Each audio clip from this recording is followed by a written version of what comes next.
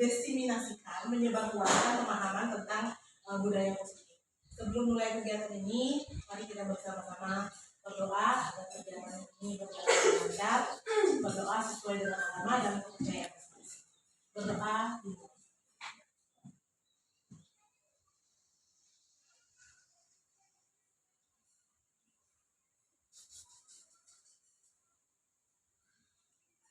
Berdoa selesai. Sebelum yang mulai, terima kasih yang ucapkan kepada Bapak Ibu sekalian atas kehadirannya, atas kesediaan waktunya menyempatkan diri untuk hadir pada diseminasi budaya positif, menyebar pemahaman dan penerapan pengalaman budaya positif. Konsep inti dari budaya positif ini adalah pemahaman paradigma positif, posisi kontrol guru, disiplin positif, nilai-nilai kebajikan, kebutuhan dasar manusia, motivasi perilaku manusia, keyakinan kelas, dan yang terakhir ada segitiga restitusi. Lalu apa itu pembelajaran dengan paradigma baru? Pembelajaran dengan paradigma baru merupakan pembelajaran yang dirancang berdasarkan prinsip berdiferensiasi, sehingga peserta didik dapat belajar sesuai dengan kebutuhan dan perkembangan sesuai dengan teori psikologi modern untuk mewujudkan profil pelajar Pancasila. Jadi pembelajaran yang berdiferensiasi ya Bapak Ibu, pembelajaran yang berdiferensiasi itu pembelajaran secara diferensiasi secara proses, secara konten, dan secara produk. Adapun profil pelajar Pancasila seperti yang sudah kita ketahui bersama, yang pertama itu ada beriman, bertakwa kepada Tuhan Yang Maha Esa, serta berakhlak mulia. Yang kedua ada berkebinekaan global, selanjutnya ada gotong royong, kreatif, bernalar kritis, dan mandiri. Selanjutnya miskonsepsi tentang teori kontrol.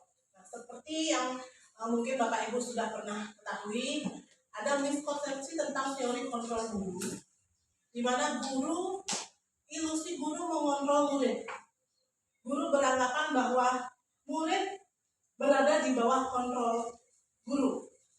Murid harus patuh terhadap aturan-aturan yang dibuat oleh guru.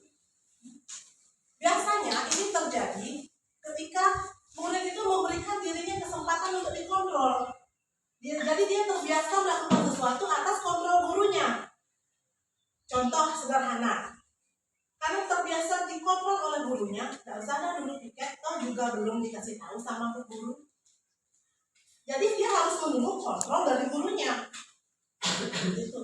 Dan usah ketika melaksanakan tugas, kalau guru tidak ada atau bapak guru tidak ada, kan tidak dikasih tahu sama pak guru.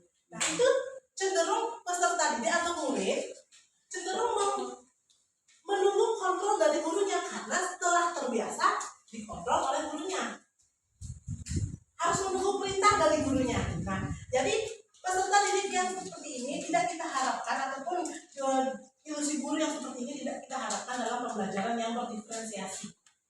Selanjutnya ilusi bahwa semua penguatan positif efektif dan bermanfaat. Ya, terkadang ada tanpa kita sadari memberikan penguatan yang terlalu berlebihan berupa hadiah, ujian, penguatan, terkadang dapat menyebabkan mereka terbiasa dengan penguatan itu. Kalau tidak diberikan penguatan, tidak akan melakukan hal yang positif. Kalau saya sudah melakukan kegiatan yang bagus, saya sudah melakukan kegiatan yang baik, kenapa tidak dipuji sama bu guru? Saya sekarang mendapatkan juara, kenapa tidak diberikan hadiah sama bu guru? Jadi cenderung mereka melakukan apa yang diinginkan oleh guru, termotivasi oleh penguatan itu, baik itu hadiah, ujian. Nah, jika mereka tidak menginginkan itu, mereka tidak memiliki motivasi. Saya tidak menginginkan hadiah itu, maka ini juga tidak usah ada ikut-ikutan lomba. Dan juga saya tidak ingin hadiah. Seperti itu contohnya. Dan terkadang itu tidak sepenuhnya efektif. Penguatan, ujian, hadiah itu tidak sepenuhnya efektif. Jadi mereka hanya termotivasi dari luar. Ya, apabila tidak menginginkan hal itu, mereka tidak akan mau melakukan apa yang kita inginkan. yang diinginkan oleh guru, apa yang diminta oleh guru. Selanjutnya, ilusi bahwa kritik dan membuat rasa bersalah mampu menguatkan karakter. Tanpa kita sadari, biasanya membuat anak merasa bersalah, kita ingin merubah mereka berperilaku yang lebih positif. Contoh biasanya kalau guru sering membuat anak merasa bersalah, berkata-kata yang halus, sehingga berkata halus seperti ini, aduh kok seperti itu, ibu lo udah capek-capek ngajar dari tadi, kamu gak kasihan sama ibu? Nah, itu membuat rasa bersalah. Kalau gurunya udah capek-capek ngajar dari tadi, malah saya main-main. Nah, anggapan seperti ini akan membawa dampak pada mereka tidak percaya diri, terus menganggap dirinya bersalah. Saya lo salah, saya salah. Anggapan inilah yang perlu kita hindarkan, sehingga mindset mereka tidak berubah. Mindset mereka selalu berpikir bahwa oh saya salah, selalu beranggapan bahwa dirinya salah, apa yang dilakukan salah, walaupun guru itu tidak menyalahkan, selalu dia beranggapan dirinya salah, sehingga dia takut melakukan sesuatu, padahal apa yang ingin dia lakukan itu sebenarnya benar. Selanjutnya, ada ilusi bahwa orang dewasa berhak memaksa. Orang dewasa berhak memaksa karena oh, kamu lo masih anak-anak, kamu lo wajib mendengarkan nasihat orang dewasa. Nah, jadi ketika dia dewasa, dia akan melakukan hal yang sama pada anak kecil. Seperti itu. Nah, ini ilusi guru mengontrol muridnya. Tadi sudah sempat saya jelaskan. Nah, teori kontrol ini menyatakan bahwa perilaku memiliki tujuan bahkan terhadap perilaku yang tidak disukai.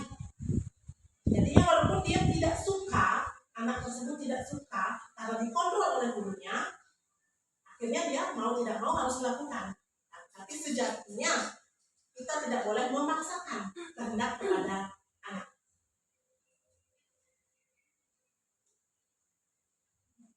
Nah, ini kritik dan membuat orang merasa bersalah dapat menguatkan karakter. Tadi sudah sempat saya jelaskan juga. Mereka mengembangkan dialog diri yang negatif terhadap dirinya, mengidentifikasi bahwa mereka sedang melakukan perilaku yang salah maksudnya. Karena seringkali cukup menggunakan suara halus untuk menyampaikan pesan negatif. Suaranya halus tapi pesannya negatif. Seperti kalimat yang sudah saya contohkan tadi, kamu tidak merasa bersalah, kamu tidak kasihan sama ibu, kenapa kamu terus nakal saja? Kamu tidak kasihan sama ibu, seperti itu. Ilusi bahwa orang dewasa memiliki hak untuk memaksa. Apapun yang dilakukan dapat diterima selama ada sebuah kemajuan berdasarkan sebuah pengukuran kinerja. Pada saat itu pula, orang dewasa akan menyadari bahwa perilaku memaksa tidak akan efektif dalam jangka waktu panjang. Selanjutnya, merubah paradigma stimulus respon untuk pendekatan teori kontrol. Nah, pada stimulus respon tentang dunia, beranggapan bahwa realitas atau kebutuhan kita sama, tapi pada teori kontrol itu realitas atau kebutuhan kita berbeda. Sedangkan pada stimulus respon semua orang melihat hal yang sama. Pada teori kontrol kebalikannya, setiap orang memiliki gambaran yang berbeda, jadi karakteristik yang berbeda peserta didik kita dengan karakteristik yang berbeda. Jadi kita tidak boleh menyamakan anak-anak kita, karena mereka memiliki keunikannya masing-masing, kelebihannya masing-masing. Kita mencoba mengubah orang agar berpandangan sama dengan kita. Nah, ini yang biasanya kita inginkan, agar pemikiran kita sama dengan pemikiran orang lain, sama dengan pemikiran kita, atau pandangan orang lain sama dengan pandangan kita. Jadinya itu tidak keanekaragamannya tidak masuk di sana, karena kita terdiri dari berbagai karakter. Seharusnya yang keanekaragamannya itulah yang dikembangkan, sehingga kita berusaha memandangi pandangan orang lain itu tentang dunia bahwa berbeda, ada yang bermacam-macam.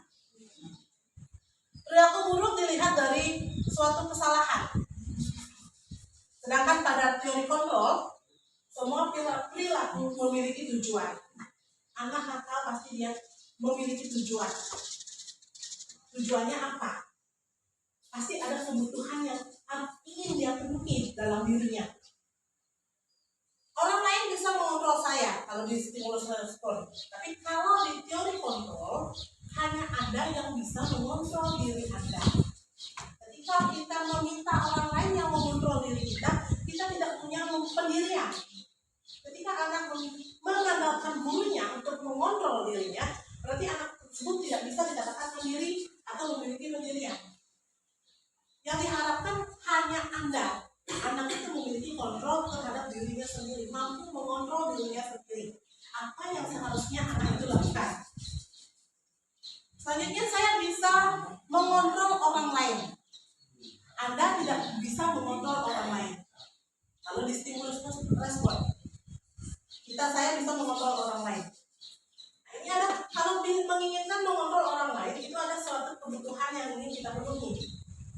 Tapi kalau di dalam teori kontrol, Anda tidak bisa mengontrol orang lain. Kita tidak bisa mengontrol orang lain menjadi apa yang kita inginkan. Karena kita tim. Dalam tim itu ada berbagai banyak karakter. Jadi bagaimana karakter-karakter tersebut kita menjadikan kekuatan tim. Seperti itu. Pemaksaan ada saat bujukan gagal. Kolaborasi, konsensus menciptakan pilihan yang baru pada teori kontrol. Seperti yang saya katakan tadi, pada kita dalam tim ada berbagai karakter yang berbeda, itulah yang akan dijadikan kekuatan untuk maju bersama. Kekuatan tersebutlah yang akan menjadikan kita mampu berkolaborasi, menciptakan pilihan-pilihan baru. Mode berpikir menang kalah dalam stimulus respon, sedangkan dalam teori kontrol model berpikir menang. Jadi mindset kita itu dirubah, jangan tuh pasti kita kalah. Kalau mereka menang, kita kalah. Pasti kita nggak bisa akan menang, kalah terus jadinya. Karena mindset kita dalam pikiran kita apa yang di alam bawah sadar yang kita tanamkan, terus kalah gitu. Jadi yang kita tanamkan menang. Ketika anak mengalami suatu kegagalan, jangan kita menjudge anak tersebut, kamu lo gagal, kamu lo kalah terus. Tapi motivasi dia, suatu saat pasti menang. Kalau tidak sekarang, kapan lain hari pasti menang. Tanamkan menang. Artinya maksudnya di sini menang itu bukan hanya menang dalam perlombaan, tapi hal yang baik-baik gitu. Tanamkan hal yang baik-baik dalam pikiran anak tersebut sehingga alam bawah sadarnya pun menjadi pikirannya bagus, mindsetnya bagus gitu. Gimana Bapak Ibu? Mulai merapat sahur. Nah ini ada exhibiting sedikit ya. Karena ini udah jam rawan. Berikutnya sederhana. Nah, Bapak Ibu cukup duduk saja. Nanti ketika musik, Bapak Ibu, ini musiknya sama seperti senam mingguin ya. Cuma Bapak Ibu duduk seperti ini, anggut-anggut langsung. Nah silakan dilihat contohnya.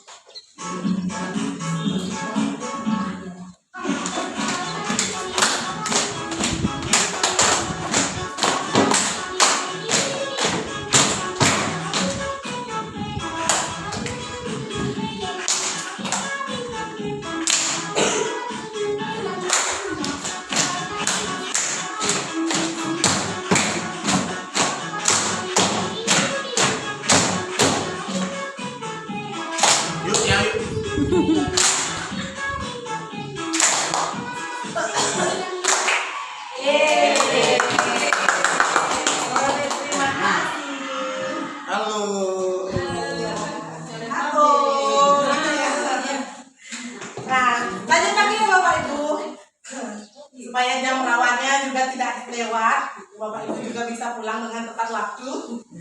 Ya, disiplin positif. Kita lanjut ke disiplin positif inti dari dominasi kali ini. Disiplin itu berasal dari kata disiplina yang artinya belajar.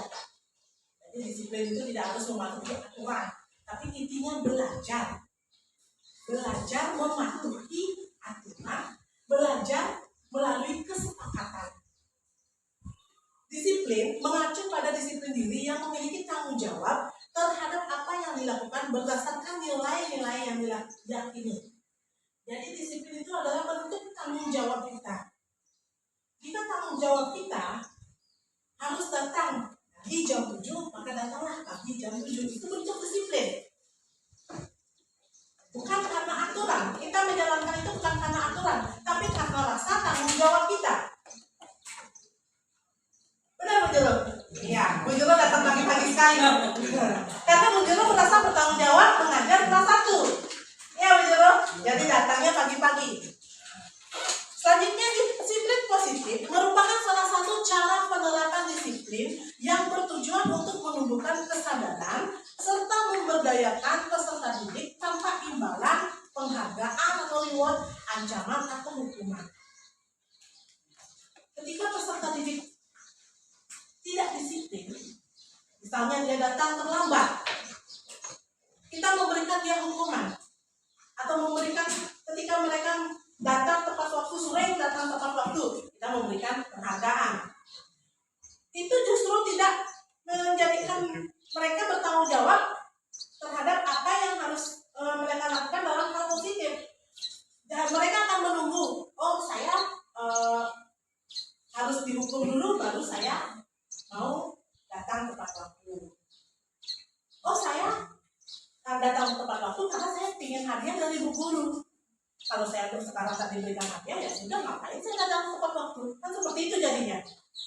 Sedangkan disiplin positif ini menginginkan anak itu membudayakan dirinya sendiri, bertanggung jawab atas perilakunya sendiri. Itu disiplin positif.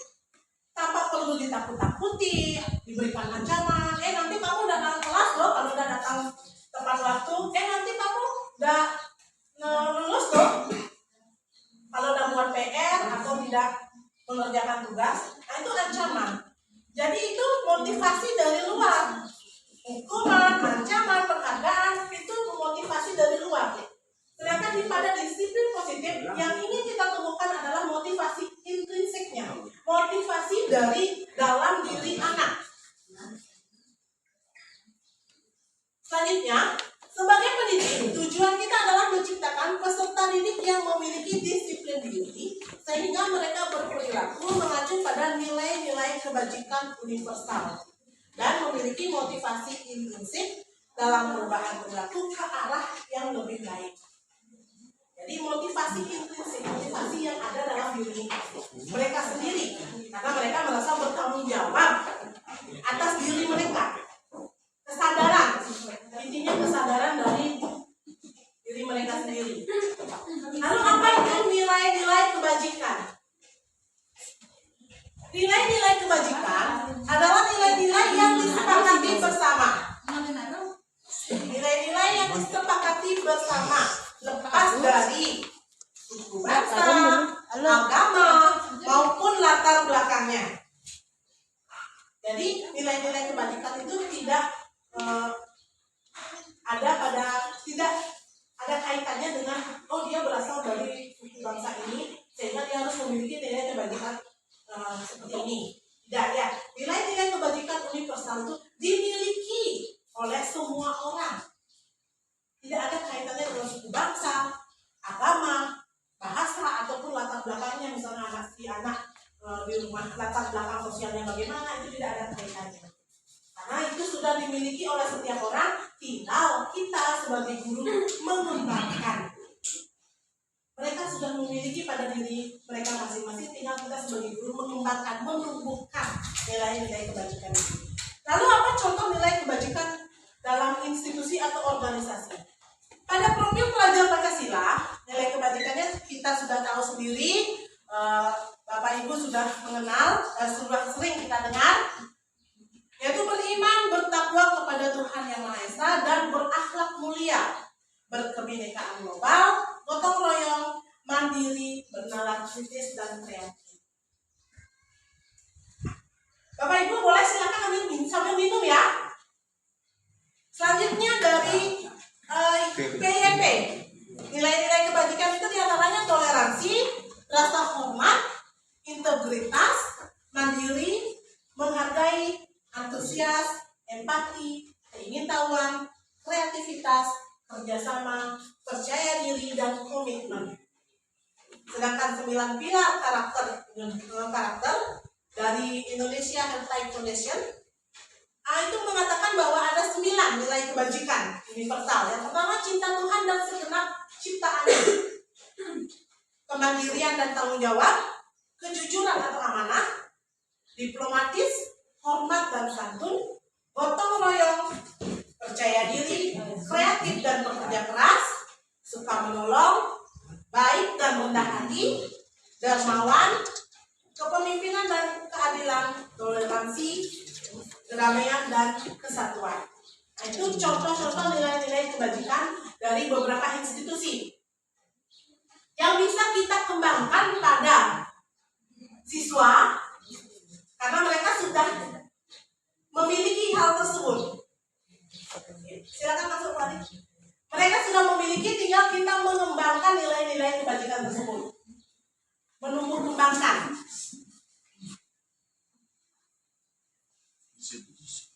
Selanjutnya ada kebutuhan dasar manusia. Apa itu kebutuhan dasar manusia? Mungkin sebelumnya Bapak Ibu sudah mengenal apa itu kebutuhan dasar manusia, karena setiap manusia memiliki kebutuhan ya. Iya, butuh sesuatu ya. Nah, kebutuhan manusia adalah segala sesuatu yang dibutuhkan oleh manusia untuk mempertahankan keseimbangan kondisi fisiologis dan psikologis yang bertujuan untuk mempertahankan kehidupan dan kesehatan. Apa saja kebutuhan dasar manusia tersebut? Ada 5, Bapak Ibu. Yang pertama itu kebutuhan bertahan hidup atau survival. Ini menurut Dr. William Blaser. Kebutuhan bertahan hidup, kebutuhan apa saja? Kebutuhan makan. Ya, makan. Karena kebutuhan akan makan, silakan Bapak Ibu menikmati kudapan yang ada. Kebutuhan akan makan. Dasar lampu putih. Iya. Kebutuhan apa lagi selain makan untuk bertahan hidup? Tempat tinggal. Sandang pangan. Sandang pangan. Ya. Termasuk kebutuhan berkembang biak. Ini kebutuhan bertahan hidup di sini. Kebutuhan secara psikologis. Ya.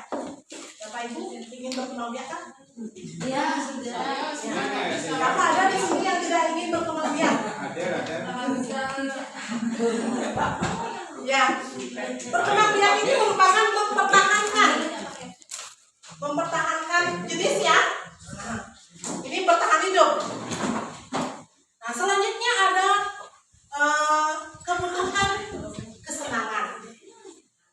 Saya rasa semua orang menginginkan kesenangan. Apakah ada di sini dari Bapak Ibu yang tidak menginginkan kesenangan? Fun. Kesenangan apa? Jasmani atau rohani? Ya, kesenangan itu meliputi jasmani dan rohani. Semua bentuk ya. Ya, kesenangan akan shopping, duniawi, terpenuhi kebutuhan jasmani dan rohaninya. Itu membuat kita senang. Begitu.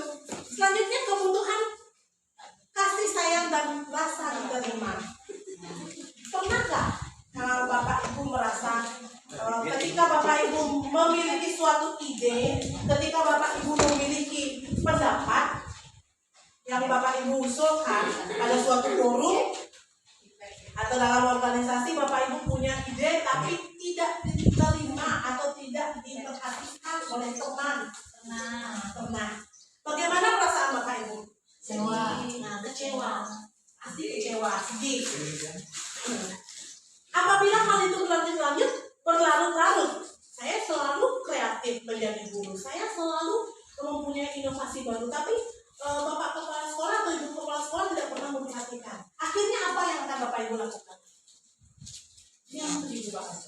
Dia akhirnya tidak akan melakukan inovasi lagi, ya seperti itu. Karena kebutuhan ini Bapak Ibu, kebutuhan dasar diterima.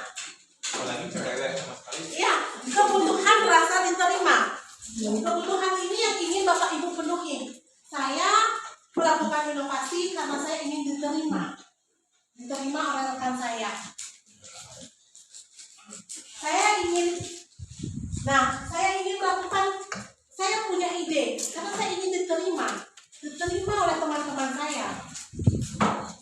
Diakui saya ini mampu. Jadi tidak mendapatkan penolakan. Walaupun ide itu tidak digunakan, tapi paling tidak dihargai. Barangkali kita semua pernah merasakan hal ini. Ada penolakan baik dari teman ataupun pimpinan atau bahkan dalam keluarga. Ya. Kebutuhan akan kasih sayang. Jadi hal yang normal bagi kita semua. Kita butuh kasih sayang, butuh cinta ya. Bapak Ibu ada di sini yang tidak ingin kasih sayang? Iya. Butuh isi. Kalau butuh isi ada di sini, ada di bertahan hidup ya. Iya. Kalau butuh isi ada di sini, ada di bertahan hidup. Untuk bertahan hidup kan butuh isi. Jangan isinya dibutuhkan.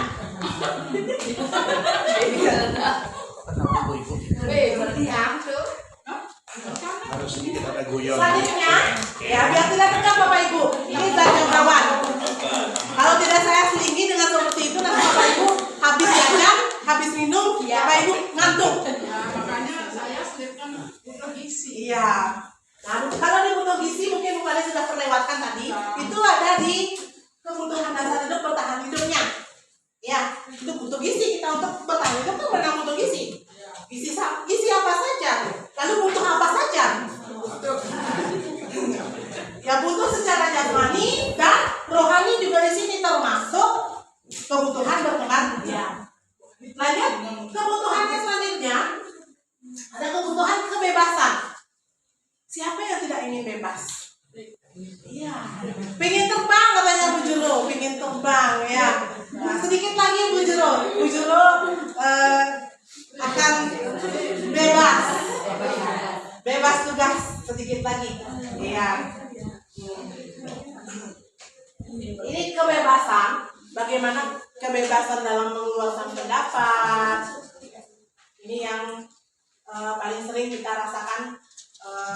Pendapat kita diterima, termasuk kita bebas memberikan pendapat diterima, jadi keduanya terpenuhi. Selanjutnya, kebebasan ingin sewaktu-waktu kita bebas dari tugas, bebas dari pekerjaan, hiruk pikuk kita mengajar, mengerjakan tugas tambahan, ingin sekali santai, bebas. Lalu bebas ataupun kesenangan, tidak harus kita bersenang-senang mengeluarkan banyak uang, tapi bagaimana kita merefresh diri kita sendiri, melepaskan beban itu dari pikiran kita. Itu. Tapi rasanya sulit ya Bapak Ibu ya, karena tidak semua orang bisa melepas pikirannya. Pasti tidur pun kita bawa, besok kita akan mengajar, menghadapi anak seperti ini. Jadi masih ada beban yang kita bawa sebagai seorang guru untuk pembelajaran besoknya. Selanjutnya, penguasaan. Penguasaan ini kita ingin mengatur. Tidak hanya di sekolah, kita ingin berkuasa. Kalau ibu-ibu di rumah pasti ingin menguasai suaminya, apalagi gajinya harus dikuasai. Ya, ya, penguasaan itu juga dengan anak, karena ini adalah kebutuhan dasar manusia. Anak juga memiliki kebutuhan ini, kebutuhan bertahan hidup, kebutuhan kasih sayang dan rasa diterima, kebutuhan kebebasan, kebutuhan kesenangan, kebutuhan penguasaan. Apa contohnya kebutuhan bertahan hidup? Ibu, ada yang ngambil makanan saya. Kebutuhan apa yang terpenuhi di sana? Kepuasan. Di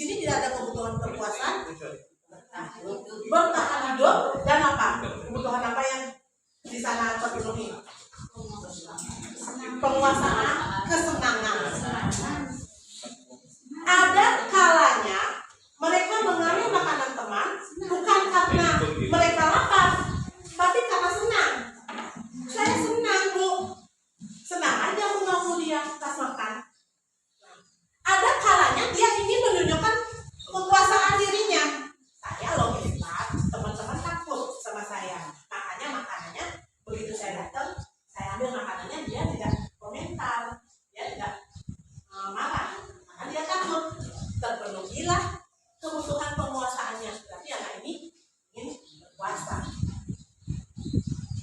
Kebutuhan bertahan hidupnya, kalau saya lapar bu, ibu saya nggak lupa ngasih uang jajan dan bekal. Nah di sini kebutuhan bertahan hidup. Contoh lagi, mengganggu temannya. Diganggu temannya, Bu Guru. Ini Rafael sering sekali mengganggu saya saat buat tugas. Kebutuhan apa yang kira-kira yang dipenuhi oleh Rafael? Kalau di sana. Kesenangan. Ya, lagi? Kepuasan diri.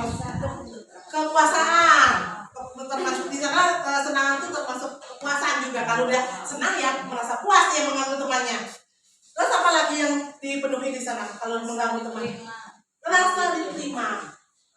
Karena dia ingin diperhatikan, diberikan kasih sayang dari temannya. Kalau semakin dia dijauhi, semakin dia akan mengganggu untuk menarik perhatian. Sama seperti anak remaja untuk menarik perhatian. Anak laki-laki kan dia harus cantik, bersolek, seperti itu kan reaksinya.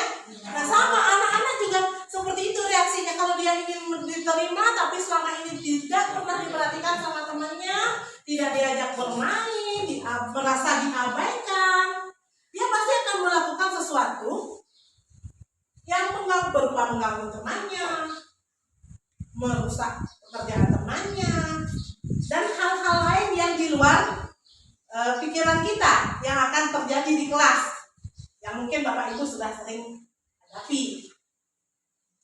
Itu 5 kebutuhan dasar manusia. Lalu bagaimana?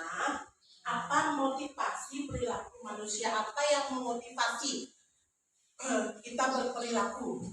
Terkadang murid termotivasi untuk melakukan sesuatu itu karena untuk menghindari ketidaknyamanan atau hukuman. Dia mau melaksanakan piket karena takut dihukum nanti sama guru lima. Piket aja. Berarti itu belum kesadaran dirinya. Belum tumbuh kesadarannya. Hanya karena takut, termotivasi melakukan sesuatu hanya karena takut atau menghindari ketidaknyamanan. Selanjutnya untuk mendapatkan imbalan atau penghargaan. Ya berbuat baik ya. Supaya dapat hadiah dari guru. Supaya dapat pujian. Nah itu pasti termotivasi dari luar. Motivasi eksklusif. Yang kita harapkan adalah untuk menjadi orang yang mereka inginkan. Lebih menghargai diri sendiri. Dan nilai-nilai yang mereka percaya. Saya melakukan perbuatan baik karena saya ingin menjadi orang baik. Itu yang mereka inginkan. Saya menghormati guru karena saya ingin memiliki rasa hormat pada diri saya. Saya menghargai orang lain karena saya ingin menghargai diri saya sendiri. Seperti itu. Itu yang kita harapkan pada pembelajaran berdiferensiasi ini.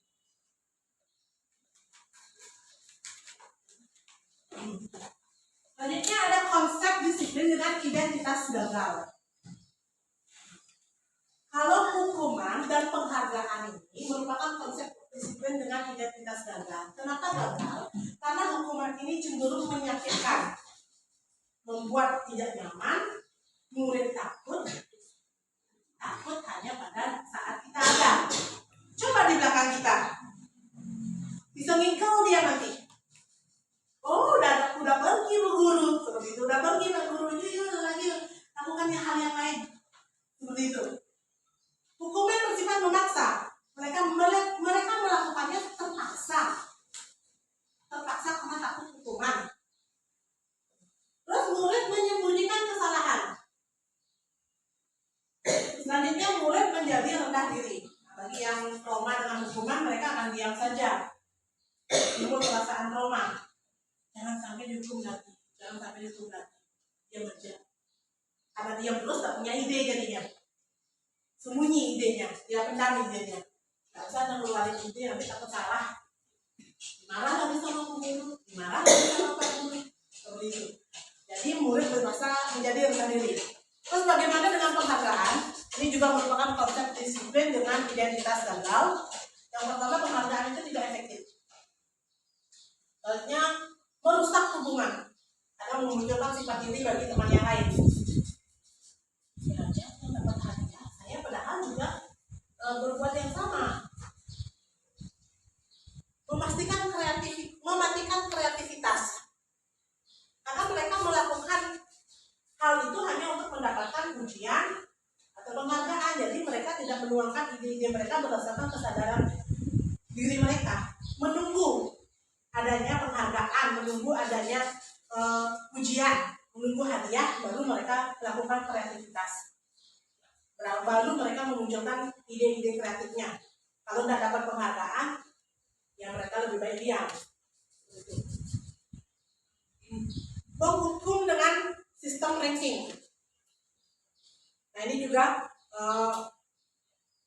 identitas gagal dan merampas hak menghargai dirinya. Nah, jadi dia tidak menghargai padahal dia anak itu mampu untuk mengembangkan potensinya. Tapi karena dia selalu didukung oleh penghargaan, maka dia akan melupakan kreativitas yang memang sudah mereka miliki.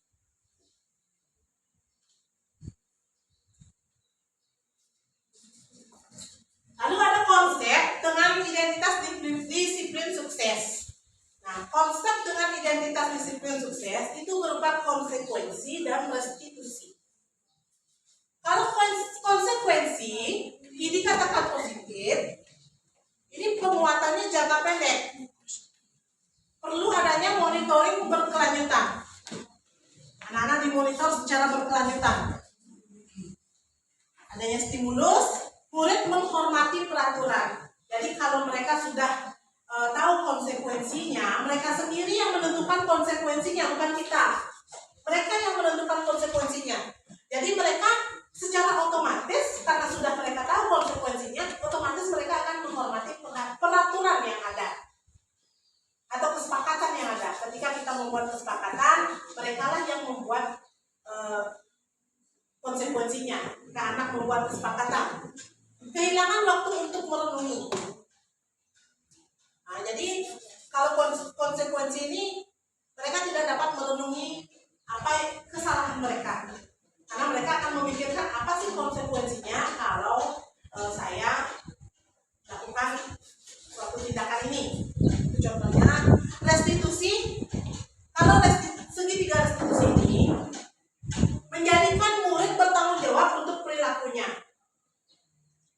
Kalau dia melakukan, contohnya dia melakukan kesalahan, jadi dialah yang bertanggung jawab, bukan guru yang menghukum. Apabila murid melakukan kesalahan, tidak langsung guru menghukum, tapi meminta anak apa yang akan kamu lakukan setelah kamu melakukan hal ini. Apa yang akan kamu lakukan ketika kamu terus mematikan listrik? Apakah itu termasuk kesalahan? Nah, seperti itu. Apakah mematikan listrik, mematikan skrin listrik, apakah termasuk kesalahan? Ini contoh ya.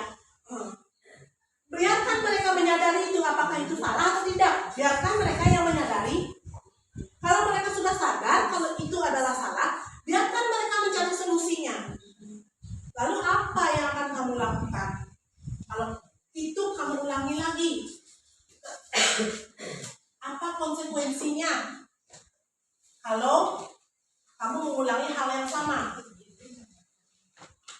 Fokus pada pemecahan masalah jangka panjang. Nah, jadi mereka sendiri yang melakukan kesalahan, kita meminta mereka mencari solusinya. Kita yang meminta mereka bertanggung jawab atas kesalahan itu. Jadi tidak langsung kita menjudge mereka, menghukum mereka. Karena kamu sudah melakukan kesalahan ini, maka ibu minta kamu keliling lapangan. Itu tidak seperti itu lagi ya. Kalau kalau restitusi, nah itu lebih ke hukuman. Kalau hukuman lebih ke fisik. Selanjutnya teori kontrol. Nah, di mana dirinya yang memegang kontrol. Apa yang seharusnya dia lakukan ketika melakukan kesalahan, bagaimana caranya memperbaiki kesalahan tersebut, dan bagaimana caranya bertanggung jawab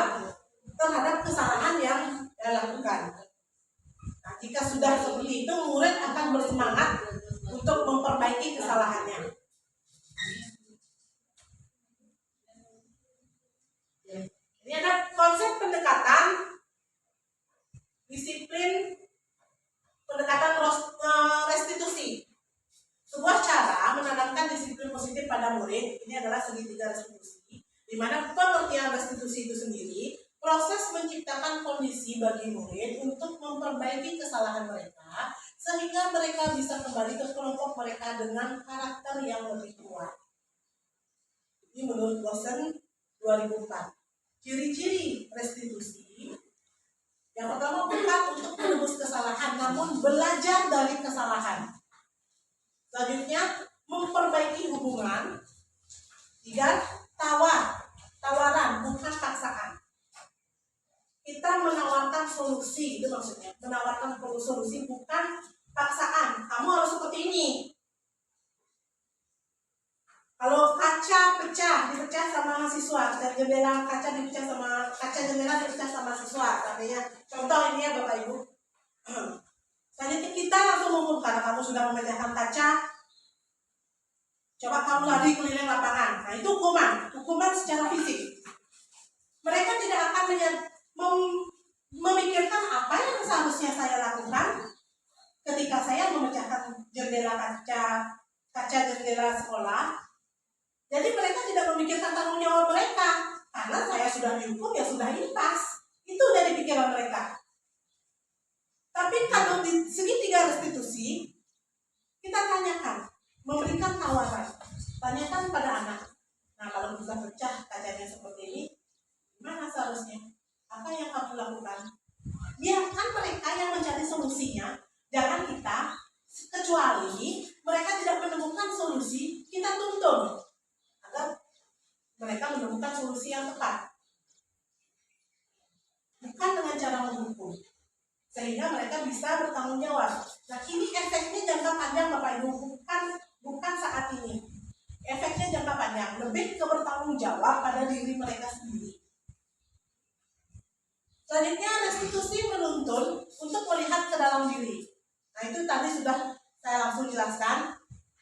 Lebih bertanggung jawab terhadap dirinya sendiri. Nah ini efek jangka panjang Pak. Dalam segitiga restitusi itu efeknya jangka panjang, berbeda dengan hukuman itu hanya jangka pendek. Sekarang mereka jerah, besok mereka akan mengulangi lagi. Restitusi mencari kebutuhan dasar yang mendasari tindakan. Setiap melakukan tindakan itu pasti ada tujuannya, pasti ada kebutuhan yang ingin mereka penuhi. Apalagi sifatnya kesengajaan. Oh saya mengambil makanannya kebutuhan apa yang kamu ingin penuhi? Kamu merasa senang? Apakah kamu lapar? Nah di sana kebutuhan apa yang ingin mereka penuhi? Mungkin saja lapar, mungkin saja memang senang, atau mungkin saya ingin teman-teman saya takut penguasaan. Restitusi fokus pada karakter, bukan tindakan. Bukan, jangan baru sekali mereka melakukan tindakan kita sudah menjudge mereka, oh ini anak nakal. Tapi karakternya bagaimana sejatinya? Kenapa mereka melakukan hal itu? Pasti ada dalam diri anak itu karakter-karakter baik. Tidak mungkin sepenuhnya anak itu nakal. Cuma bagaimana cara kita di sekolah, kita katakan di sekolah ini Bapak Ibu, karena kita berkolaborasi dengan orang tua tentunya, mengembangkan karakter-karakter baik mereka. Restitusi fokus pada solusi. Seperti yang saya katakan tadi, restitusi ini fokus pada solusi. Biarkan anak atau murid yang mencari solusinya. Kita hanya menuntun. Selanjutnya restitusi mengabaikan murid yang berbuat salah pada kelompoknya. Setelah dia bertanggung jawab terhadap kesalahannya, tuntun dia agar dia diterima kembali di kelompoknya. Jangan sampai dia diabaikan oleh kelompoknya, oleh teman-temannya.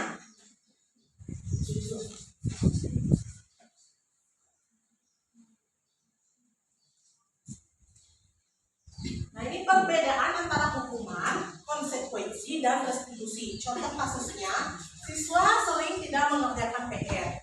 Apabila hukuman, guru siswa tersebut menghukum selama 10 menit. Hormat bendera 10 menit dan guru marah-marah. Kamu ini tidak buat PR, kamu ini kenapa tidak mengerjakan PR? PR kan dikerjakan di rumah, kenapa tidak dikerjakan? Banyak orang yang gurunya. Jadi saat guru marah, dia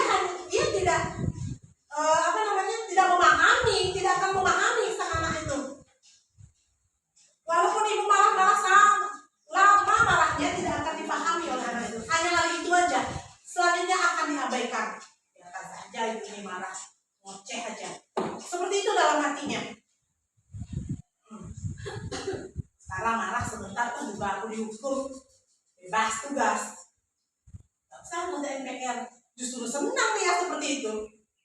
Karena dia merasa sudah impas. Saya tidak membuat PR, saya dihukum, dimarah, sudah impas. Gak usah, saya tidak ada tanggung jawab lagi. Kalau konsekuensi, guru memberikan konsekuensi untuk mengerjakan PR-nya saat istirahat atau dikerjakan sebanyak 3 kali lipat. Lo tidak mengerjakan PR, main HP ya kamu itu. Itu contohnya. Contoh, kerjakan nanti PR-nya 3 lembar. Seperti itu. Nah, ini konsekuensi yang harus mereka terima ketika mereka melakukan kesalahan. Kalau kita di posisi murid, merasa senang nggak seperti itu Pak? Banyak sekali. Ini kasih orang cuma PR-nya cuma 3 soal aja, sekarang 3 lembar harus nyampe. Sudahlah, salin aja daripada dimarah. Jadi motivasinya karena takut dimarah lagi. Tapi berbeda dengan restitusi. Guru menanyakan keyakinan kelas dan dirinya dan membantu siswa itu menyelesaikan masalah. Itu kenapa tidak buat PR? Ya biasanya ada kegiatan kemarin tidak mengajar Lupa. Itu tahu kalau tidak membuat PR apa akibatnya? Tidak dapat nilai. Terus apa yang akan Ibu lakukan supaya bisa mendapatkan nilai? Mengerjakan PR. Selanjutnya karena hari ini Ibu tidak mengerjakan PR, apa yang akan Ibu lakukan?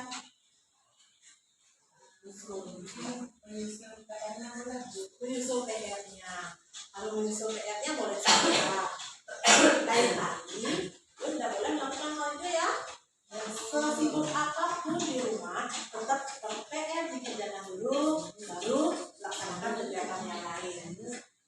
Gimana Ilo? Bisa? yang bisa Sesuai dengan keyakinan kita di kelas ya Ilo, mengerjakan PR di rumah ya. Terima kasih Ilo. Nah seperti itu contoh dari segi terima kasih. Iya, sama-sama. Dari restitusi.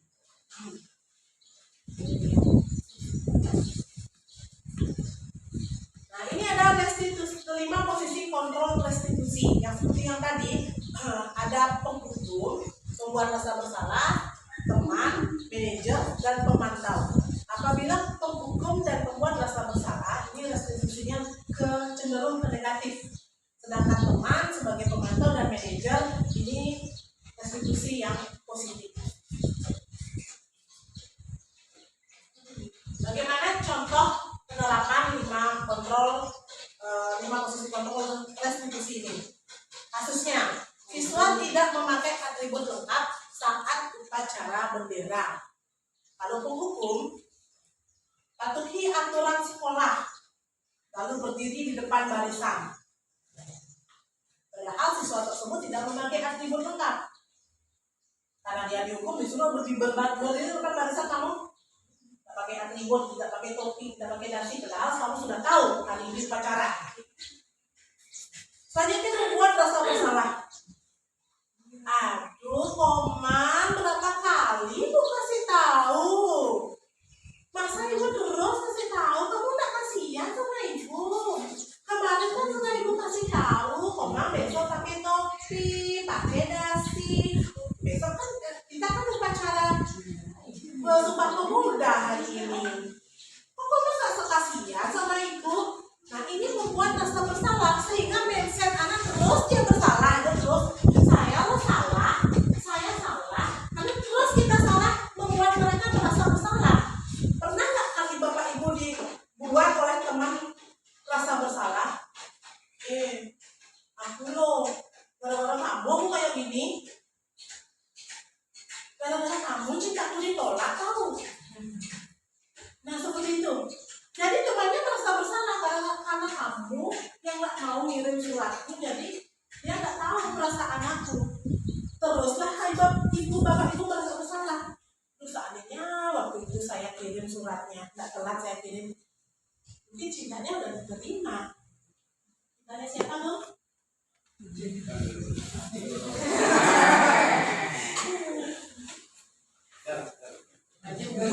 Selanjutnya, sebagai teman itu ya Bapak Ibu, sebagai teman. Anak-anak, ayolah tertib, buat guru bangga. Kali ini tidak apa-apa. Aku tidak memakai dasi, tidak memakai topi, tidak apa-apa. Lain kali jangan ya. Silakan pakai, jangan ditutup lagi jajannya. Nah, kalau sebagai teman, jadi kita lebih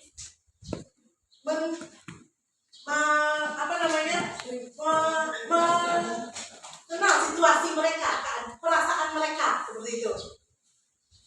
Bagaimana perasaan mereka? Pasti mereka sudah takut, walaupun kita mengucapkan kata-kata seperti itu halus, seperti seolah-olah kita berada di posisi mereka, tetap mereka sebenarnya masih tidak stabil.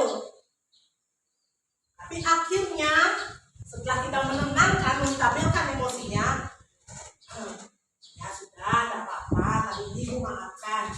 Bisa-bisa jangan seperti itu ya. Benar, sambil udah ketik,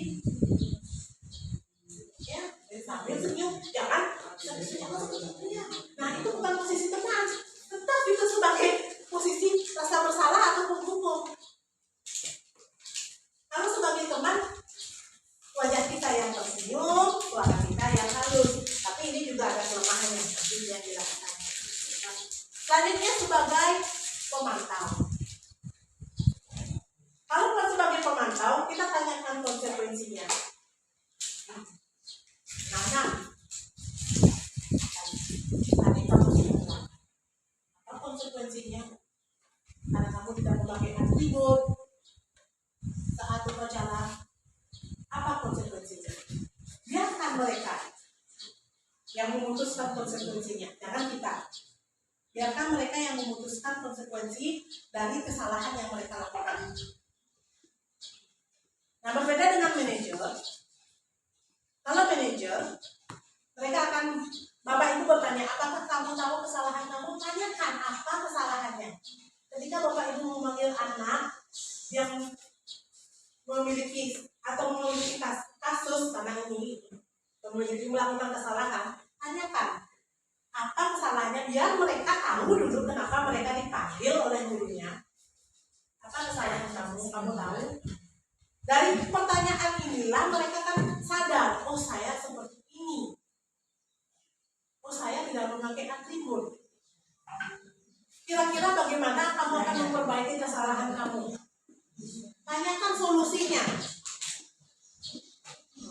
Biarkan mereka mencari solusinya. Jangan diberikan mereka konsekuensi dulu.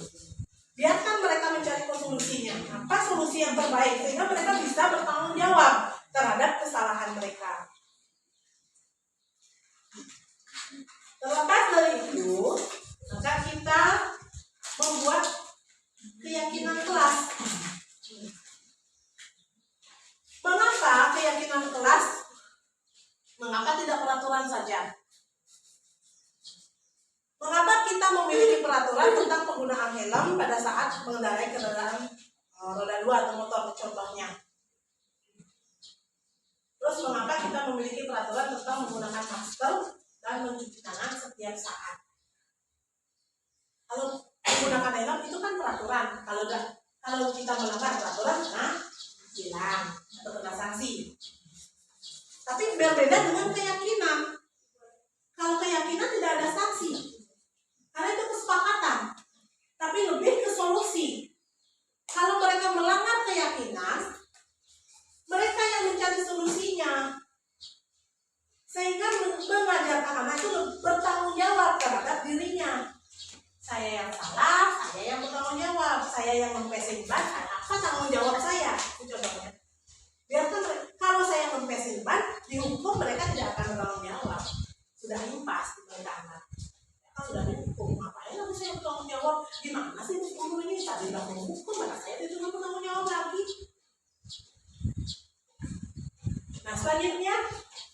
Membuat keyakinan ini bagaimana? Bapak Ibu, bukan Bapak Ibu yang membuat keyakinan atau kesepakatan kelas, tapi anak-anak yang membuat. Berikan mereka kesempatan menuliskan apa yang mereka akan sepakati di kelas. Ini saya mencoba meminta anak untuk menuliskan apa yang mereka yakini di kelas. Misalnya, seperti yang sudah saya lakukan, saya ingin kelas yang nyaman dan tertib. Saya ingin kelas yang bersih. Saya ingin selesai menyapu, teman-teman menaruh sapunya dengan rapi.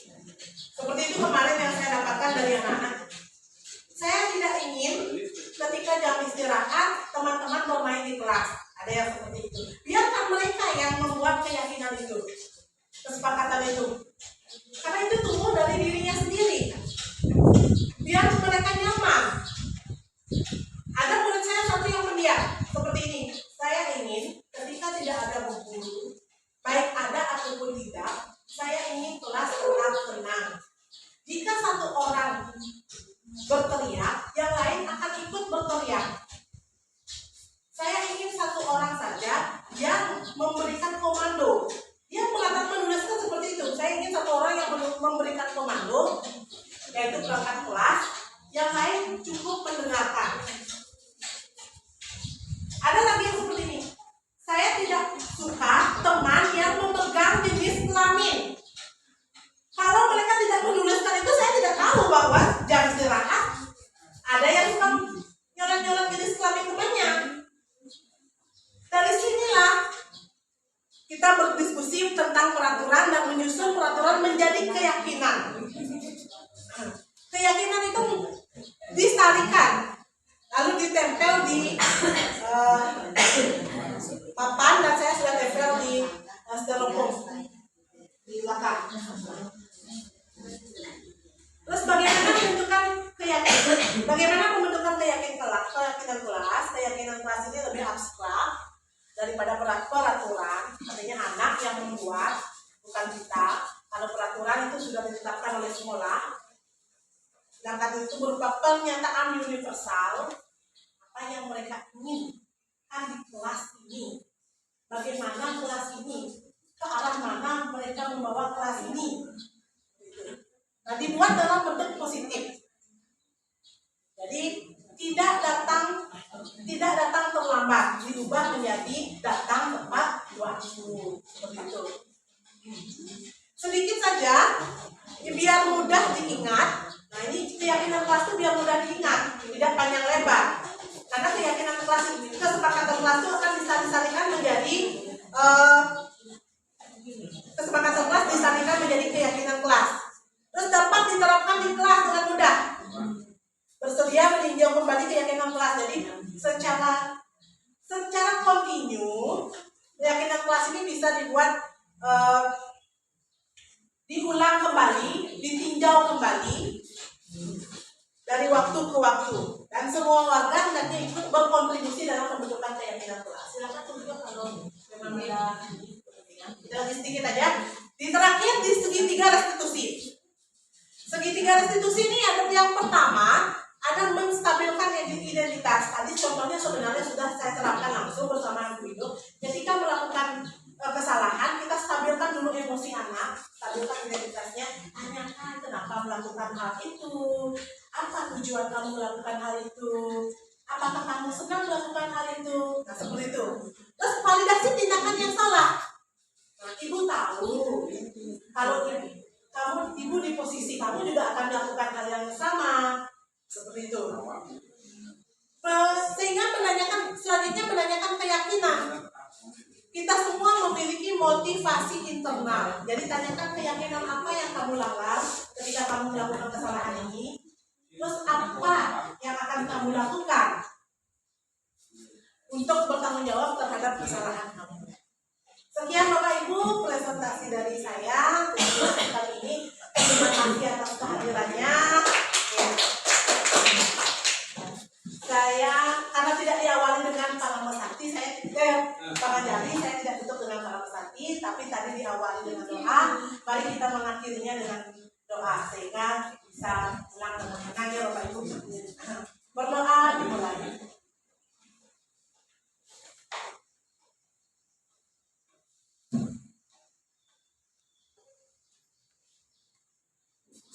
Berdoa selesai. Terima kasih Bapak Ibu.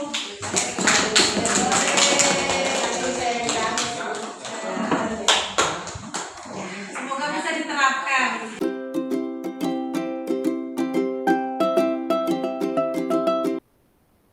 Nah, kalau dapat lihat Pak Ibu.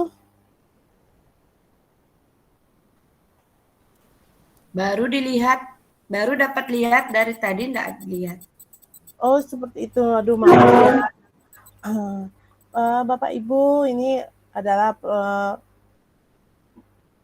prosedur cara saya membuat keyakinan kelas di kelas 6B, di mana kemarin saat desiminasi sudah saya jelaskan apa itu keyakinan kelas, segitiga restitusi, motivasi, dan posisi kontrol guru, serta 5 kebutuhan dasar manusia. Nah, ini sudah terlihat Bu Ani?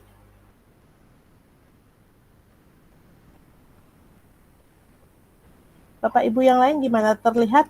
Sudah. Sudah terlihat Bu. Ya, terima kasih konfirmasinya. Nah, ini saya putarkan ulang saja ya, Bapak Ibu. Iya, sebaiknya. Tadi enggak dengar suara. Oke.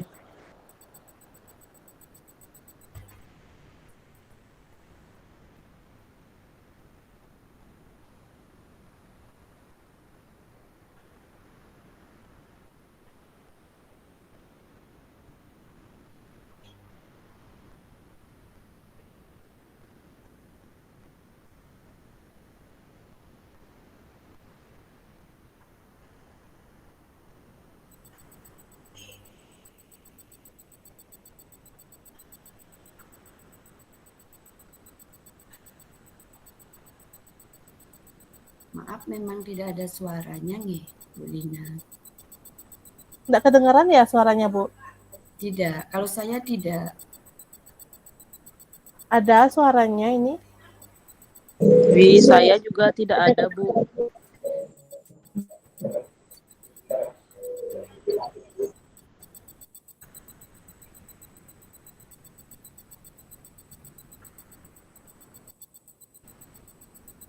Gimana ya nyarinya?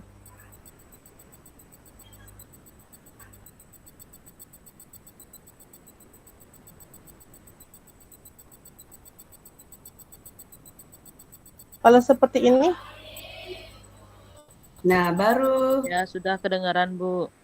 Ya, terima kasih Bu Ayu dan Bu Ani.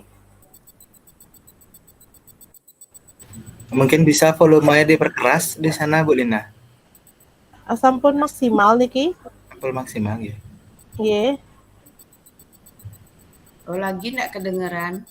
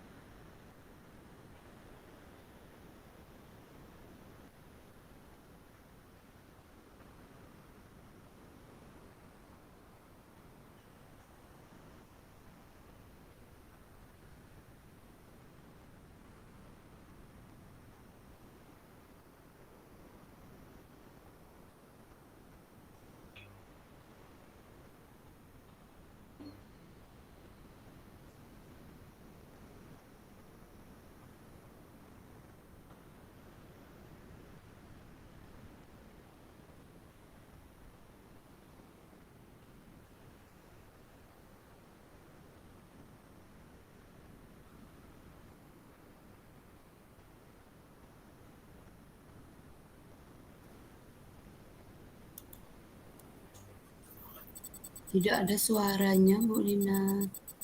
Tidak ada suara. Nggih. Mungkin teman-teman gimana nih? Kalau teman-teman yang lain gimana? Tidak ada suara, Ibu. Kok bisa seperti itu ya? Ada tapi kecil suaranya. Di sini Tiang udah gini apa namanya?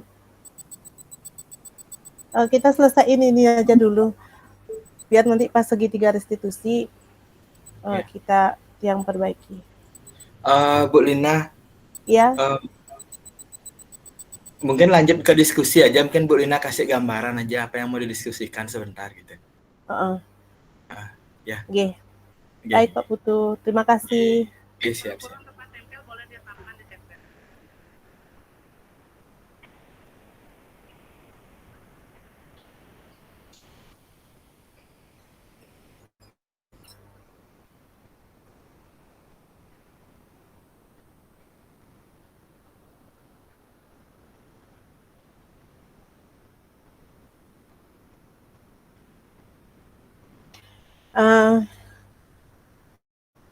Baik Bapak Ibu. Ini saya baru nunggu Nyoman Sukmasari, teman saya. Aduh, makasih ya Bu Nyoman.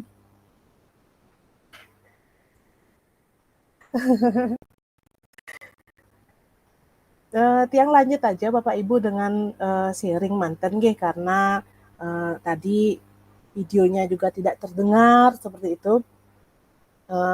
Itu penerapan saya membuat keyakinan kelas. Jadi kita memberikan kesempatan kepada siswa untuk membuat kesepakatan atau keyakinan tersebut dengan menuliskan keyakinan yang mereka inginkan, kesepakatan yang mereka inginkan, ditulis di post-it, lalu menempelnya di papan.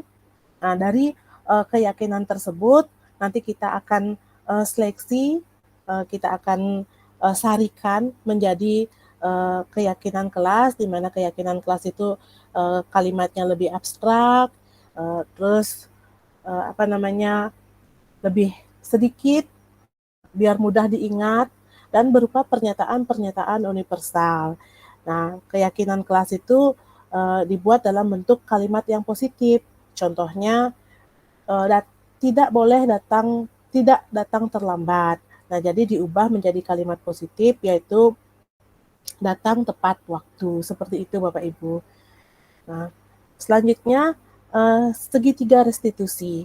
Segitiga restitusi itu ada 3 tahapan yang dilalui dalam segitiga restitusi ini. Yang pertama, menstabilkan identitas. Yang kedua, memvalidasi tindakan yang salah. Dan yang terakhir, menanyakan keyakinan. Nah, penerapan yang saya lakukan di kelas, ini saya ada 2 kasus. Yang kasus pertama, pada hari Selasa jam pertama di kelas 6B ada seorang siswa yang bernama Talita datang terlambat ke sekolah dan telat mengikuti pembelajaran.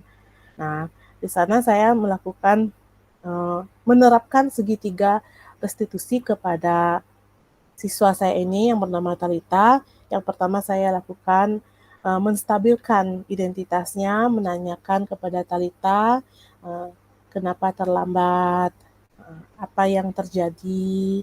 Nah, selanjutnya, mengapa Talita, karena dia menjawab, saya terlambat karena saya bangun kesiangan. Selanjutnya saya bertanya lagi, kenapa bangun kesiangan? Nah, saya main game Bu Guru sampai larut malam. Nah, selanjutnya tindakan selanjutnya adalah memvalidasi kesalahan.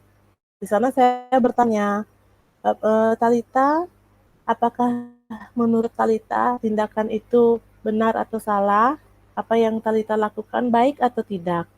Jadi Talita menjawab, salah Bu Guru. Itu perbuatan yang tidak baik Bu Guru. Nah, selanjutnya menanyakan keyakinan kepada Talita, tahapan yang ketiga dari segitiga restitusi. Talita, dari sikap Talita hari ini datang tidak tepat waktu, datangnya terlambat, keyakinan yang mana, kesepakatan yang mana yang Talita langgar.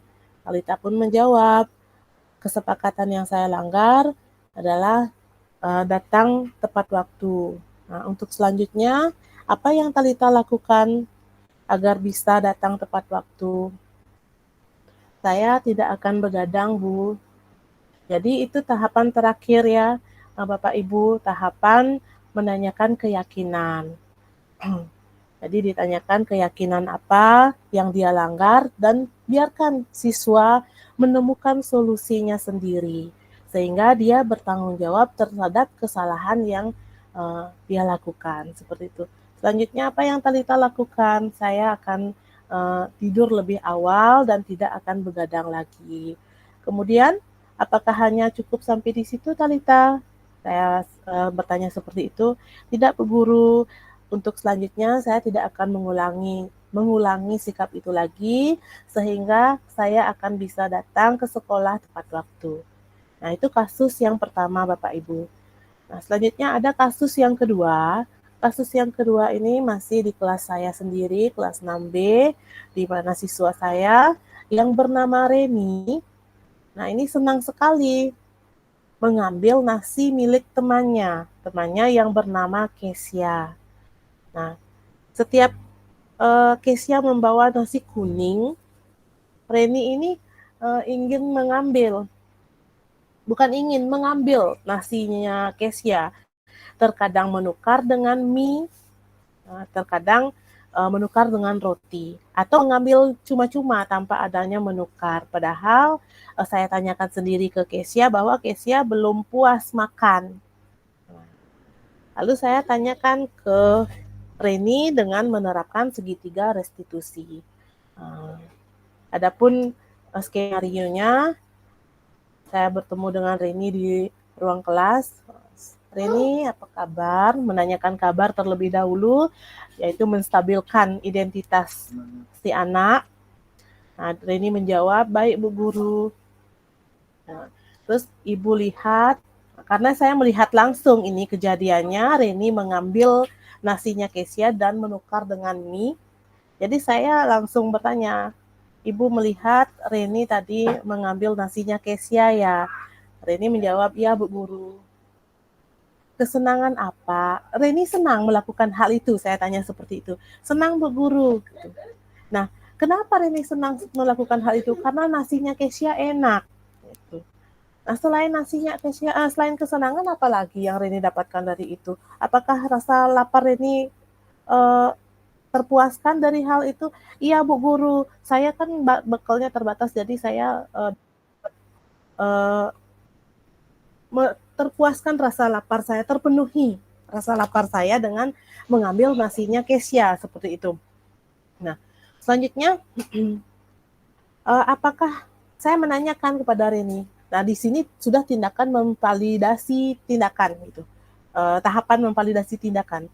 Saya menanyakan pada Reni, apakah menurut Reni tindakan Reni itu salah atau benar? Reni sendiri menjawab dengan jelas, salah Bu Guru. Lalu kenapa Reni tetap melakukan hal itu? Karena nasinya Kesia, nasi kuningnya enak sekali Bu Guru. Ya, saya suka dengan nasi kuningnya. Nah, saya merasa senang mengambil dan saya terpenuhi rasa lapar saya. Nah, selanjutnya saya bertanya, Reni, kalau Reni senang dengan, saya memberikan gambaran kepada Reni, sebelum saya menanyakan keyakinan Reni, kalau Reni senang dengan nasinya Kesia, kenapa Reni tidak bawa nasi dari rumah? Ya, saya sukanya nasi kuning Bu Guru, bukan nasinya dari rumah. Gitu. Saya suka nasi kuningnya Kesia. Nah, terus selanjutnya, oh seperti itu, lain kali apa yang akan Reni lakukan? Kalau seperti itu, keyakinan yang mana Reni langgar? Nah, di sana dia mengalami kebingungan. Keyakinan yang mana ya, Bu Guru? Keyakinan yang mana ya, Bu Guru? Nah, keyakinan yang kita sudah sepakati di kelas. Apakah Reni membuat teman nyaman? Apakah Reni datang tepat waktu? Oh, saya membuat teman tidak nyaman, Bu Guru. Kesepakatan itu yang saya langgar. Nah, dia menyadari bahwa dia melakukan pelanggaran terhadap kesepakatan. Selanjutnya saya melakukan tahapan yang terakhir. Tadi saya melakukan tahapan yang terakhir, sudah ya menanyakan keyakinan. Nah, selanjutnya saya menanyakan lagi, memberikan anak tersebut, si Reni, kesempatan untuk mencari solusinya sendiri. Apa yang seharusnya dia lakukan terhadap kesalahannya terhadap Kesia. Nah, Reni, setelah ini, apa yang akan Reni lakukan karena Reni sudah membuat teman tidak nyaman? Apa yang akan Reni lakukan terhadap Kesia? Nah, dia menjawab, saya akan meminta maaf, Bu Guru. Benar Reni akan meminta maaf? Benar, Bu Guru. Apakah Reni akan mengulanginya lagi? Tidak, Bu Guru. Selanjutnya apa yang akan Reni lakukan supaya tidak mengambil nasinya Kesia? Saya akan membawa nasi dari rumah. Tapi katanya Reni tidak suka nasi dari rumah, harus nasi kuning. Saya akan menitip membeli nasinya di nasi kuning di tempatnya Kesia. Nah, seperti itu solusi yang dia tawarkan. Nah, sekian Bapak Ibu penerapan segitiga restitusi yang Tiang laksanakan di kelas 6B.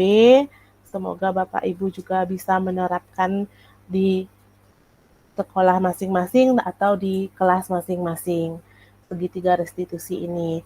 Jadi kesimpulannya, penerapan segitiga restitusi, penanganan kasus yang dilakukan guru dengan menggunakan pendekatan segitiga restitusi diharapkan dapat memposisikan dirinya sebagai manajer melalui pertanyaan-pertanyaan positif dan bermakna sehingga murid menjadi lebih mandiri dan bertanggung jawab. Jadi yang diharapkan di penerapan segitiga restitusi ini, Bapak Ibu, menjadikan siswa yang lebih bertanggung jawab terhadap dirinya sendiri, terhadap bisa mencari solusi dari masalah yang dia buat sendiri. Seperti itu Bapak Ibu. Sekian presentasi dari saya. Mungkin dari Bapak Ibu ada yang bersedia untuk sharing di sini. Saya izinkan atau memberikan tindak lanjut terhadap penerapan keyakinan kelas dan segitiga restitusi yang sudah saya laksanakan. Terima kasih. Mungkin ada yang sharing ya, Bapak Ibu.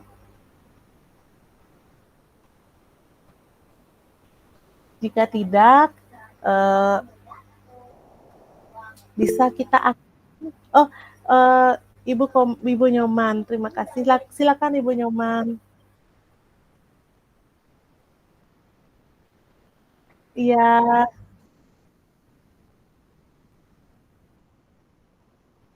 Iya. Nggih.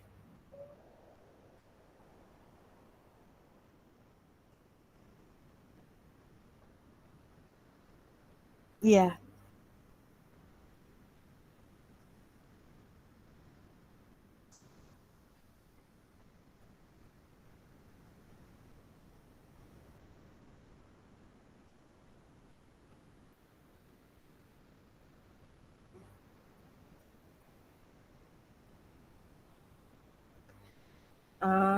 Terima kasih Ibu Nyoman.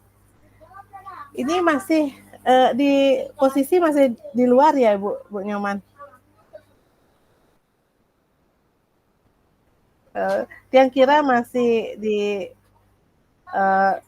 Belanda gitu. Oh gitu. G. Tiang, kalau menurut Tiang, setiap siswa itu kan memiliki hak untuk mempertahankan haknya ya, memiliki untuk menerapkan segitiga restitusi pada kasus siswa Bu Nyoman. Kita sama-sama panggil siswa tersebut keduanya, bukan satu-satu. Jadi tanyakan keyakinan dari misalnya si A yang suka mengambil makanan dan si B yang tidak terima kalau makanannya diambil. Kita tanyakan dulu si A apa yang dia dapatkan, apakah dia merasa senang melakukan hal itu, mengambil makanan teman, terus diterapkan segitiga restitusi yang tadi. Terus apa yang dia dapatkan dari hal tersebut, sehingga dia menemukan identitas, menstabilkan emosi dan identitasnya melalui dia sendiri yang memahami, oh saya mendapatkan kesenangan dengan mengambil makanan teman. Oh saya memuaskan rasa lapar saya dengan mengambil makanan teman. Nah, setelah itu baru ditanya keyakinan apa yang dia langgar atau kesepakatan mana yang dia langgar dari sikapnya tersebut. Setelah itu baru ditanyakan solusi apa yang dia tawarkan agar berikutnya dia tidak melakukan hal itu lagi, mengambil makanan temannya. Karena mengambil tanpa izin itu namanya memaksa. Nah, memaksa itu hal yang tidak baik. Setelah selesai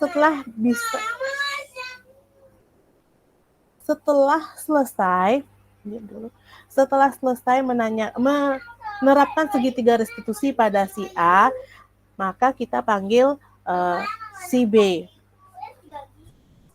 Kita panggil si B untuk diterapkan juga segitiga restitusi. Nah, kenapa tidak memberikan makanan?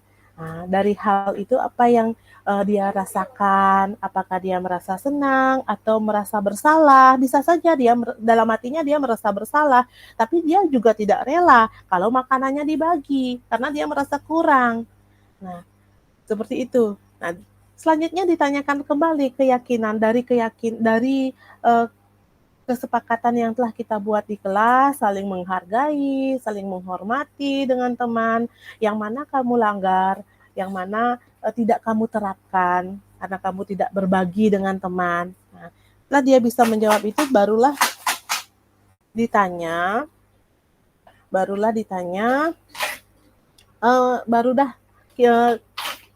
kita menanyakan keyakinan, tahapan yang terakhir, mencari solusi. Biarkan mereka mencari solusinya. Jika mereka tidak berbagi, apa yang akan terjadi, apa yang akan timbul akibatnya dari tidak berbagi tersebut. Mungkin akan dimusuhi sama teman, mungkin tidak diajak karena terlalu pelit, terus-terusan pelit kan teman jadi infil, tidak suka gitu. Nah, biarkan mereka mencari solusinya. Kita hanya menuntun agar mereka menemukan solusi tersebut. Nah, apabila mereka tidak ketemu dengan solusi tersebut, maka sudah kewajiban kita memberikan bayangan. Oh ini loh nak, kalau seperti ini, kalau kamu pelit, teman-teman akan menjauhi kamu. Ini loh nak, kalau kamu terus kalau orang pelit itu artinya kamu tidak bisa menghargai teman atau tidak bisa berbagi dengan teman. Jadi teman-teman juga akan menjauhi kamu. Nah, apa yang akan kamu lakukan untuk menghindari hal itu? Nah, seperti itu, Bu Sukma. Mungkin sekiranya dari yang seperti itu, mungkin ada tambahan dari teman-teman yang lain barangkali yang ingin menambahkan, yang persilakan.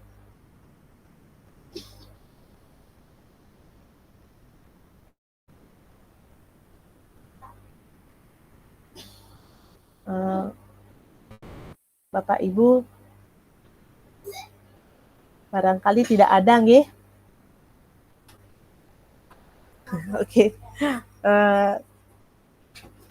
Akhir kata ini saya mengucapkan terima kasih, banyak-banyak terima kasih pada Bapak Ibu atas kesediaan waktunya untuk menghadiri webinar kecil atau bincang santai ini, sehingga tugas CGP Tiang bisa terpenuhi. spesial buat Ibu Nyoman Sukmasari. Ini terima kasih sudah berkenan hadir. Di-share sama Pak Putu ya linknya.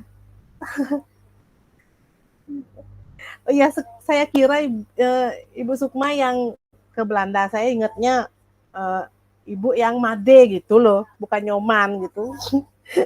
Maaf Pak Putu, saya ingatnya ini yang Kadek gitu. Baik, biar tidak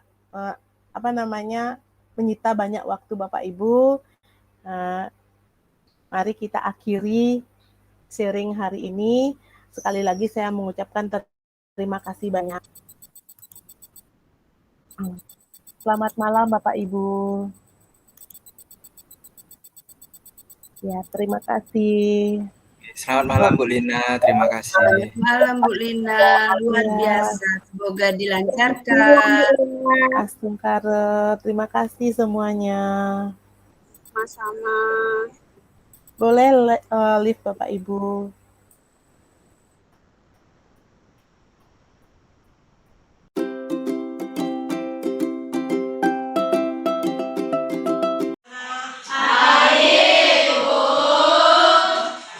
Sekarang sebelum kita mulai pembelajaran, Ibu akan mengajak anak-anak untuk membuat kesepakatan kelas. Kesepakatan kelas itu bertujuan agar kemana arah kelas ini kita bawa, agar lebih baik ke depannya. Kalian yang membuat kesepakatannya dengan menulis di post-it ini dan menempelkan ke depan. Misalnya kelas tertib, seperti itu kesepakatannya. Menjaga keamanan kelas, itu. Ya, bisa anak-anak? Datang tepat waktu. Jadi hindari penggunaan kalimat yang negatif. Contoh kalimat yang negatif, tidak terlambat. Tidak terlambat itu diganti dengan datang tepat waktu. Tidak memukul teman, diganti dengan bagaimana supaya tidak negatif? Menjaga kerukunan, saling toleransi. Nah, seperti itu. Ya, bisa? Silakan anak-anak tuliskan di post-it yang Ibu bagikan. Nanti anak-anak tempel di depan.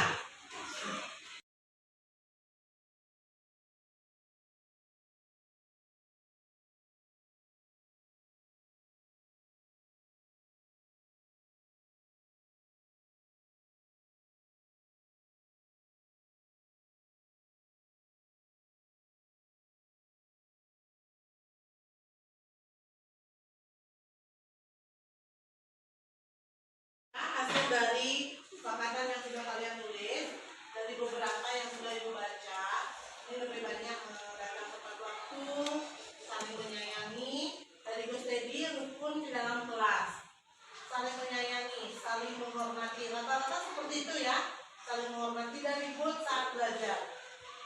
Rukun dengan teman, menyayangi teman, saat belajar kelas tenang, mengikuti peraturan kelas, saling menghormati, menghargai teman. Nah, intinya juga saling menghormati dan menghargai.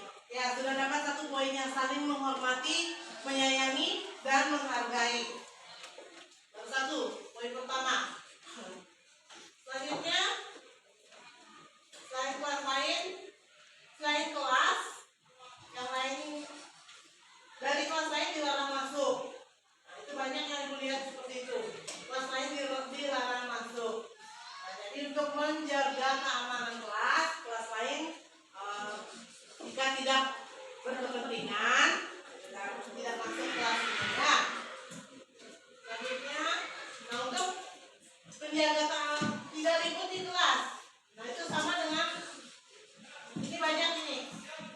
Di rukun di kelas, tidak ribut, tidak mengatur kelas, tidak semua mengatur kelas, kemuling, kalau tidak ribut di kelas.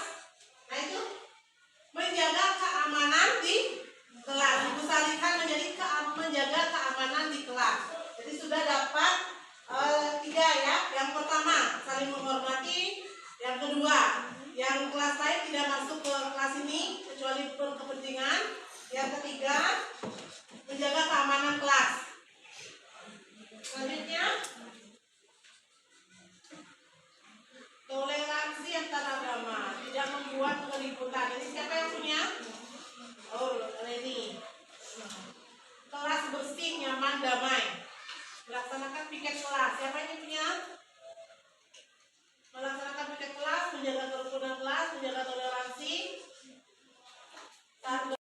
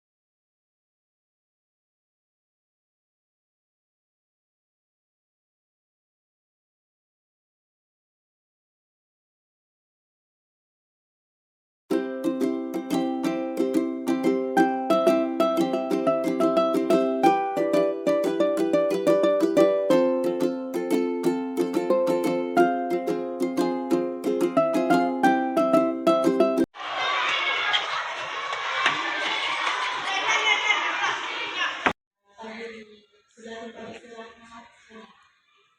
Tadi saat jam pembelajaran itu Talita datang terlambat ya. Kenapa Talita datang terlambat? Karena tidur terlalu. Kok tidurnya terlalu? Main game. Nah, terus bagaimana akibatnya? Datang kesiangan ke sekolah ya.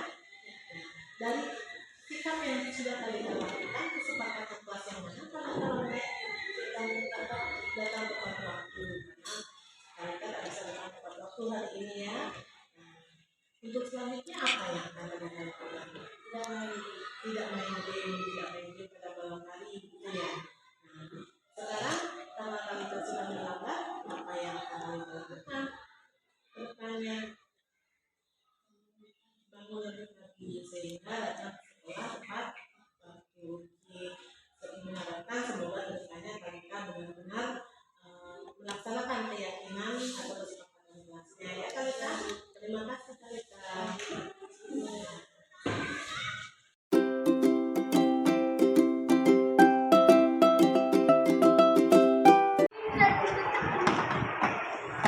Keisha bawa sini bekaimu. Apa kabar hari ini? Baik Bu. Ini tadi Ibu dengar, Ibu lihat bukan hanya mendengar, Ibu lihat kamu memanggil makanan Aisyah. Ya? Ya Bu. Reni sering seperti itu? Jarang Bu, kadang-kadang lagi pengen makan nasi. Kenapa Reni melakukan hal itu? Karena rasanya enak Bu. Oh, nasinya Aisyah enak. Kalau nasinya Aisyah enak, kenapa Reni tak bawa nasi? Nanti kan bisa berbagi sama Aisyah. Reni tahu nggak apa yang Reni lakukan itu benar atau salah? Salah Bu. Untuk selanjutnya bagaimana? Apa yang Reni lakukan? Hari ini bawa nasi sendiri dari rumah. Reni bawa nasi sendiri dari rumah. Kalau seandainya Aisyah minta ke Reni bagaimana? Terima kasih. Berbagi ya. Kalau untuk selanjutnya, karena Reni mau memperbaiki diri, bawa nasi dari rumah, terus bagaimana dengan Aisyah? Reni sudah sempat mengambil nasinya Aisyah. Reni minta maaf. Reni minta maaf sama Aisyah.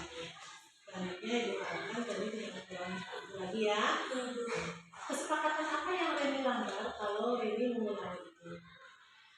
Reni minta maaf sama dia, terus Reni nggak minta maaf sama dia. Nah, kesepakatan kelas yang mana yang Reni langgar? Apakah tidak menjaga ketertiban, telat masuk sekolah, atau tidak membuat teman tidak nyaman? Membuat teman tidak nyaman.